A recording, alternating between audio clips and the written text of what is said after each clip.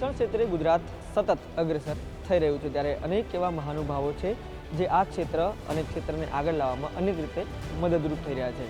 આપણી સાથે બ્રિગેડિયર વ્યાસ છે, તેમની સાથે સીધા વાત કરીશું। Sir, welcome to TV 9। किस तरह से आप अभी कार्य करते हैं और आपका गोल क्या है, किस तरह से आगे बढ़ रहे हैं? मैं इंस्टीट्यूट ऑफ एडवांस रिसर्च का डायरेक्टर हूँ और हमारे यहाँ अंडर ग्रेड, पोस्ट ग्रेड और पीएचडी सभी किस्म की शिक्षा दी जाती है। और जो हमारी यूनिवर्सिटी है उसमें रिसर्च के ऊपर विशेष जोर दिया जाता है। और मैं ये कहना चाहता हूँ कि पिछले कुछ सालों में गुजरात में जो रिसर्च को बढ़ावा देने के लिए हमारी यूनिवर्सिटी ने बहुत काम किया है। और जो हमारे रिसर्च की जो फैसिलिटीज़ हैं वो विश्व में किसी भी अच्छे स्तर से कंपेयर की जा सकती हैं। और हमारे जो स्टूडेंट्स हैं और पीएचडी करके, पोस्ट ग्रेजुएट करके, पोस्ट डॉक के लिए अच्छी से अच्छी यूनिवर्सिटीज़ में गए हैं। एक अभी हमारा स्टूडेंट हार्वर्ड में उसने एडमिशन लिया है, जॉन हॉपकिंस में, और बाकी जगह भी। तो हमारे एलुमनाई हर जगह बहुत अच्छा काम कर रहे हैं और हमारी यूनिवर्सिटी गुजरात और देश का नाम रोशन कर रहे हैं। हाल ही में हमने अभी स्किल डेवलपमेंट प्रोग्राम भी शुरू किया है, और जो हमारे माननीय प्रधानमंत्री ने स्किल डेवलपमेंट और वुमेन एम्पावरमेंट के ऊपर जो जोर दिया है, तो उसके मद्देनज़र हमने फार्मा इंडस्ट्रीज़ के लिए 90 लड़कियों को ट्रेनिंग दी है जो फार्मा में पोस्ट ग्रेजुएट रही हैं। तो उनको हमने 3 महीने का इस तरीके का ट्रेनिंग दिया है कि उसके बाद सारी 90 जो बच्चियां हैं उनका सीधा प्लेसमेंट हो गया है।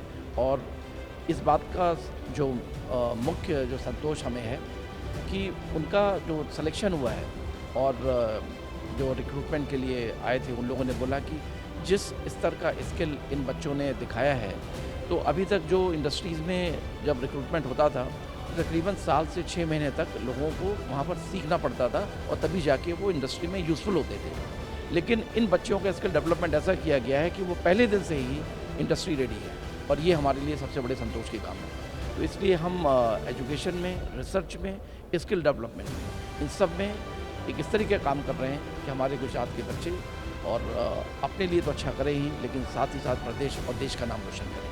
एजुकेशन में अभी तक हमेशा हमारे लोगों का मुख्य जो फोकस रहा है वो डिग्री लेने पर रहा है। लेकिन चाहे वो डिप्लोमा हो, चाहे अंडर ग्रेड हो या पोस्ट ग्रेड हो, हर एक डिग्री के साथ एक नॉलेज लेवल और स्किल लेवल होना चाहिए। तो वो कहीं हमसे जो होना चाहिए था उस स्तर का नहीं कर पाए, और इसी के मद्देनज़र 2015 में हमारे स्किल इंडिया प्रोग्राम को लॉन्च किया गया।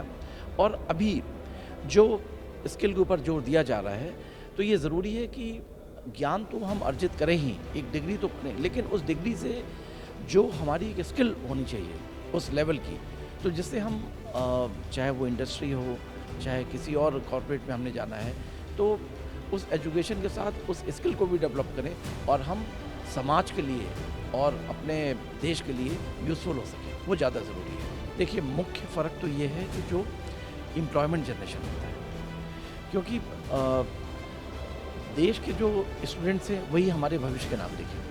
तो अगर वो अच्छा कर रहे हैं, अगर वो सेटिस्फाइड हैं, तो देश के लिए एसेट होंगे।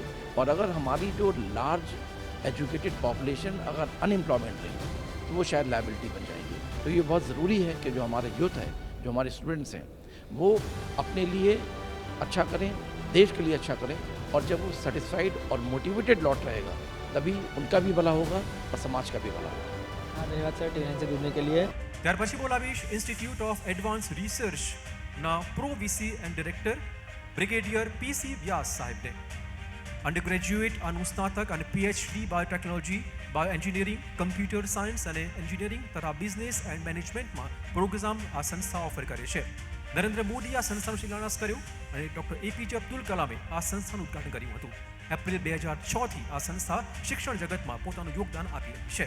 આ સંસ્થા પુરી ફાઉન્ડેશનના અધ્યક્ષ પ્રોફેસર નાથુરામ પુરી, જે પ્રમોટર હતા, તેમના સ્વપ્નને પણ સાકાર કરી રહી છે।